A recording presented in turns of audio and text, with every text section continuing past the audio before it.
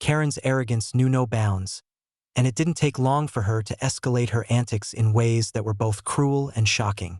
One afternoon, she called the police on my disabled child's wheelchair, claiming it was an illegal obstruction and insisting that it be removed immediately.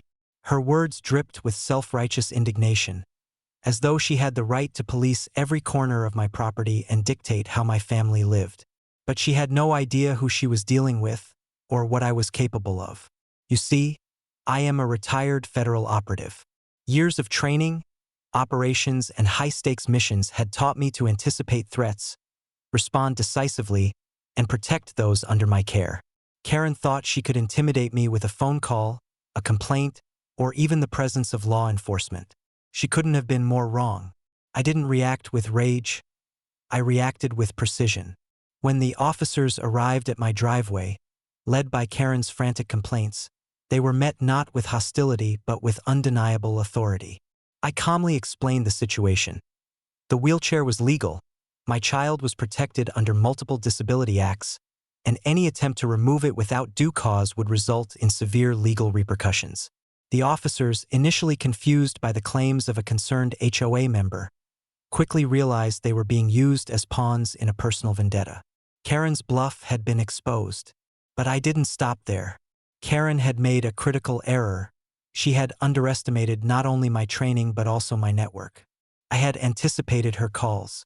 I had preemptively documented the situation, prepared legal responses, and ensured that every action she took would be countered by both law and evidence.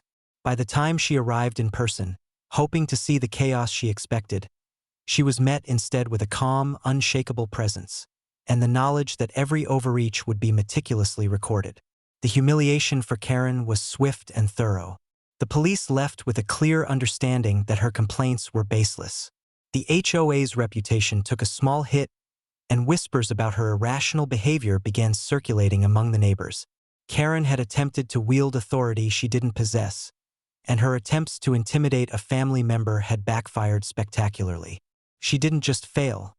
She became the example of what happens when entitlement meets preparedness. In the days that followed, Karen's frustration grew. She tried to escalate matters, drafting letters, threatening legal action, and even suggesting fines for things that didn't exist. But every single move she made was anticipated and nullified. I responded with clarity, evidence, and calm authority, turning her aggression into an exercise in futility. She thought she could intimidate a retired federal operative, and through that my family, but she had chosen the wrong target entirely. That day taught Karen a critical lesson. Actions taken against people who are prepared, vigilant, and willing to fight back carry consequences far beyond what she could imagine. Her arrogance had collided with experience and strategy, and she was left floundering, powerless to affect the very people she had sought to control. And while she simmered in frustration, she had no idea that this was only one battle in a long series, each one carefully planned to teach her the cost of entitlement and ignorance. By the end of that week, the neighborhood had begun to take notice.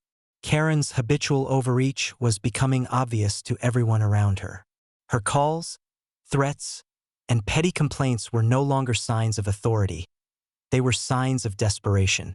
And yet, she continued, blind to the fact that each misstep was recorded, analyzed, and set aside for the perfect counteraction.